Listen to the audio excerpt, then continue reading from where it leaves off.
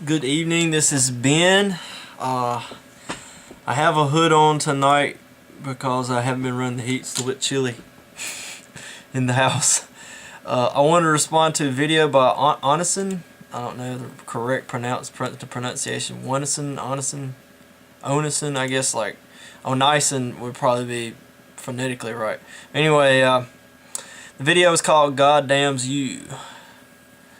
And I think it's like the main video on his page, maybe.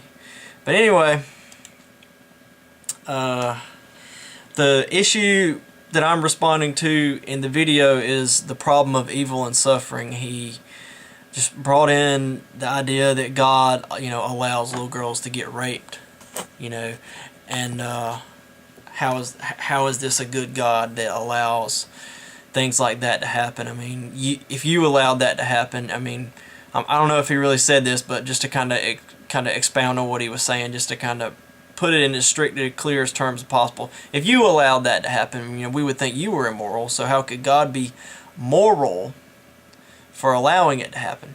And so to respond to that, I'll just read through this as quickly as I can, and we'll just kind of work our way through this response. It says, is it possible that God could have morally acceptable and perhaps even sufficient reasons for allowing evil to exist? Okay, so in other words, the way he's setting up the problem, he's saying we've either got God and no suffering or evil, or on the other hand, we've got God and we've got suffering or evil. And so if we're going to attack this question from a hard-nosed philosophical stance, we have to introduce the option. Is it possible that God could have morally sufficient reasons for allowing evil to exist? Okay? So, in other words, could we have God and suffering evil? Okay? If we're going to rule that out, we have to say why we rule it out. We can't just rule it out because we don't want to talk about it. We have to rule it out for a reason. Okay? Or at least because there's no reason that he, in other words, that he has no morally sufficient reasons. Now, the first reason that probably comes to mind for a lot of people is perhaps letting you run your own life. And perhaps letting you be evil or good. And this is an important point to connect. Suffering is connected with you running your own life. I mean, if you don't control anything and anything that ever happens, you're not really free.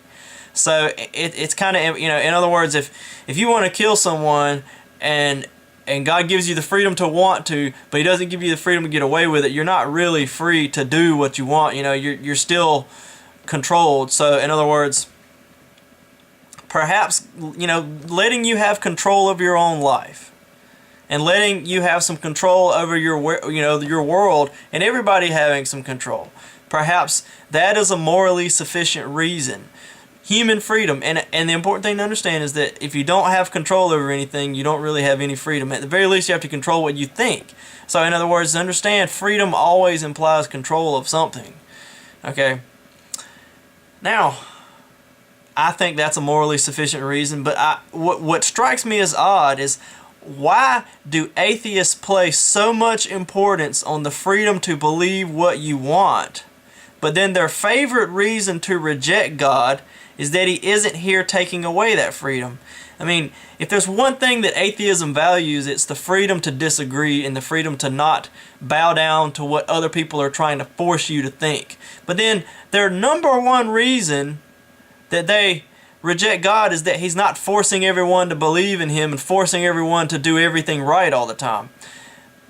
That's what they treasure most about their identity and their lives, is that they make up their own minds about how they want to live their life. But then they hate God because he's not a super thought police coming in and controlling what they think and making them and everyone else,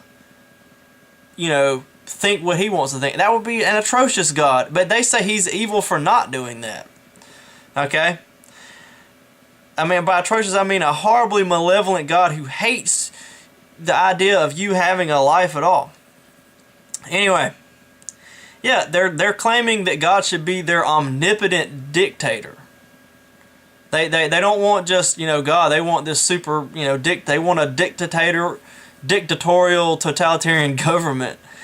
And then, here's the hymns they seem to want to sing. Oh, most marvelous dictator, we bow in your oppressive tyranny. I mean, it seems like that's the kind of God they want. Now, the world we live in looks exactly as we should expect it to look if at the bottom there is a design, as long as that design includes human freedom. In other words, let's take a look at the world. What is our world like? What goes on in our world? Just the general idea. And does it fit with the idea that it's designed? I suggest to you that it totally fits as long as that design includes human freedom. In this world, some people get lucky and some won't. Earthquakes happen, to these people over here. And were they really worse people than the other people who didn't get the earthquake? Of course not. Jesus even says so in the book of Luke. Were those worse people over there? Was this person, this group of people that had this calamity worse? And, other things happen to some people, and sometimes it's like, yeah, because it's something bad they did. Sometimes it's like not. And people have car accidents. I saw where a guy ran off the road tonight and like clobbered a tree, and but then there's other people. I saw another situation where ambulance came because a man down the road overeats so much that he can't, he has to go to the hospital, and that's his own fault. And then some people argue and say it's not, but we live in a world where some people are super awesome athletes, and some people are so fat they can't drive a car or walk. And some people get lucky and some don't. Some people get the girl, some people don't. If you want to put it in cliche terms. But and this is the point I want to make in response to that.